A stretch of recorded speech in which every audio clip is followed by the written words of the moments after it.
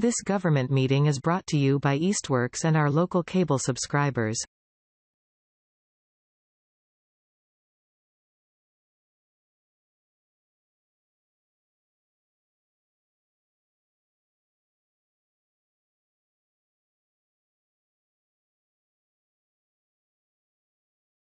All right, well, it being 7:05 here, I'm going to open the meeting for November 2024 for Southampton Planning Board, and Easthampton Media is here with us in the viewing audience. In a very brief meeting tonight, the people for the public hearing that asked for a continuation for Valley Solar for the installation at 138 Brickyard Road for Mark Mancino, they have requested a further continuance because of the information that they have not complied with to this date.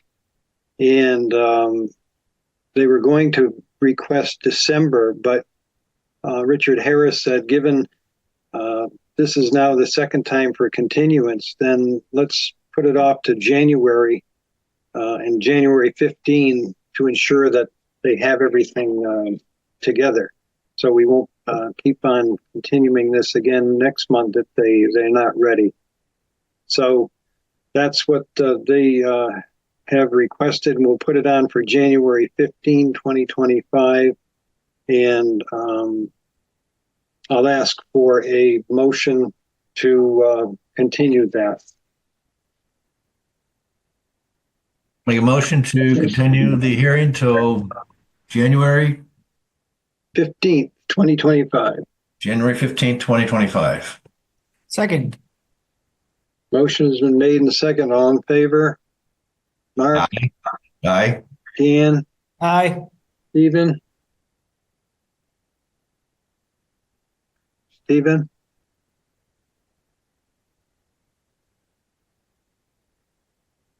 Stephen not there? I'll go aye. So Aye. 400. There are no A&Rs tonight. There's no building permits tonight. We have received another scheduled solar installation hearing, which is requested for December 4th. And I'll send you out that information. It's for Savcat Solar Company, and the installation is at 1 Cook Road in Southampton, and the resident there is Mark Gerard. So that's being scheduled.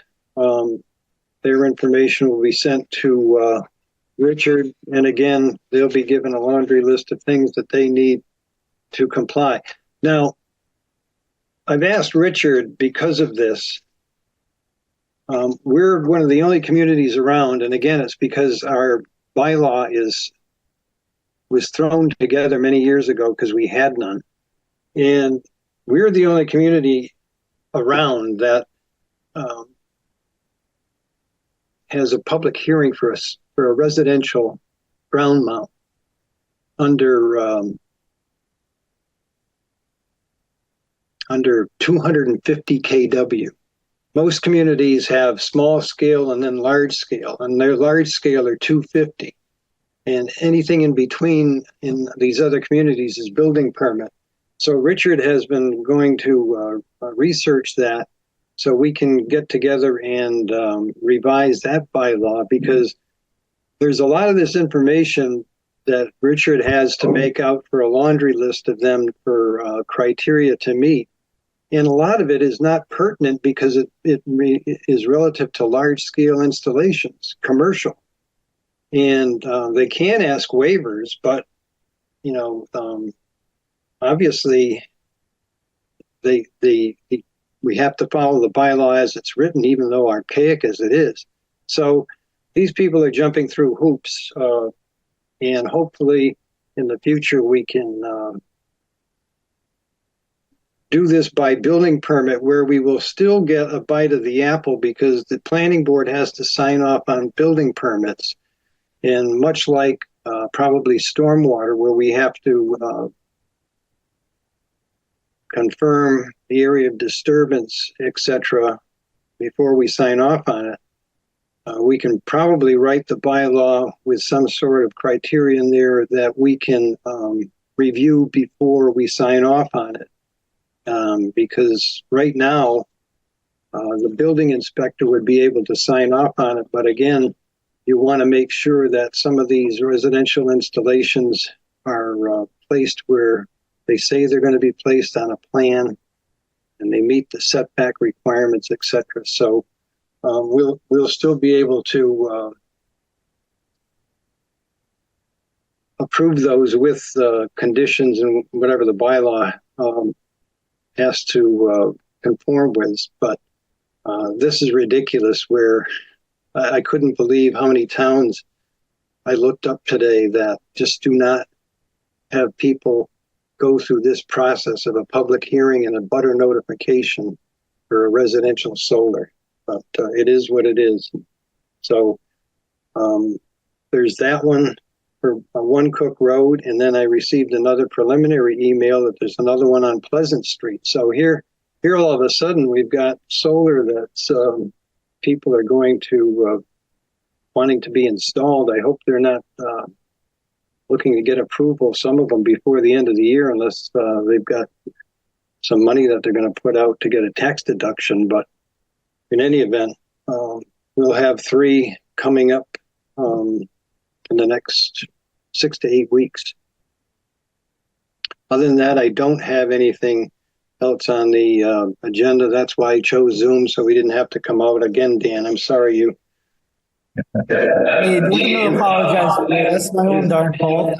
You ventured down there, but is there any other committee reports or anything else we need to review at this time?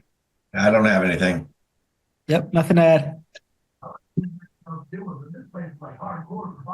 Hearing none, then I will ask for an adjournment, and then we will see you in the next couple of weeks. Again, if they've got their information going forward, we'll have one for December 4th. If not, we'll have it when they're ready. I do know there's an A&R coming up for December 4th. So that will be on the agenda. And I don't know if Richard's going to have any other work sessions for us, but we'll see. But anyway, a motion to adjourn. I'll make a motion to adjourn. Second. Motion made by Mark and seconded by Dan. All in favor? Aye. Aye. All right, thanks, and sorry to even have to drag you out to this, but better. Have a good week and happy Thanksgiving to you. All right. Hey, happy Thanksgiving. Thank you very much, Paul. Good night. All right, thank you, Paul. Take care. This government meeting is brought to you by Eastworks and our local cable subscribers.